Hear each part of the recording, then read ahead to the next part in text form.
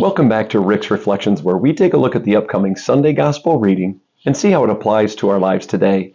And this Sunday is one of my kind of favorite stories that Jesus tells about the dishonest judge, who, when a woman comes to him and asks him for a judgment, he kind of puts it off, but she keeps coming and asking and asking and asking. And finally, this dishonest judge gives her a favorable ruling. And it's because of her persistence that he ends up giving in. Now, this judge didn't fear God. He didn't care about other human beings. But because of her persistence, he eventually said, well, I don't want her to strike me down. And then Jesus says, but how much more the Lord, the Lord loves you. He's not a dishonest judge. He is the loving Father. And how much more does he love you than a dishonest judge would? So how much more will he give to you when you ask?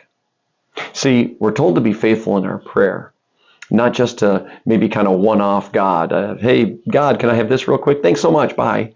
But it's more of an encounter. It's more of having a relationship with the Lord and talking with him and asking for our desires. Sometimes we get the answer we want, sometimes we don't. And sometimes it might seem like we don't get an answer. But there's a key to the last line that Jesus says.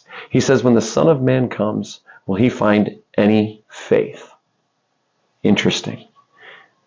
I wonder, how faithful are we in our prayers? Not just asking and being faithful in that, but being faithful that the Lord is going to answer. And answer because he wants what's best for us, not necessarily for what we want. This week, as we encounter the Lord in prayer, as we encounter him in our relationship, let us be faithful in our prayer. Let us ask. Let us pray without ceasing.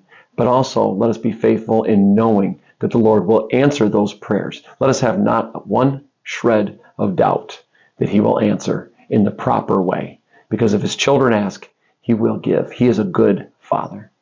Thank you so much for joining us. We look forward to seeing you next time on Rick's Reflections.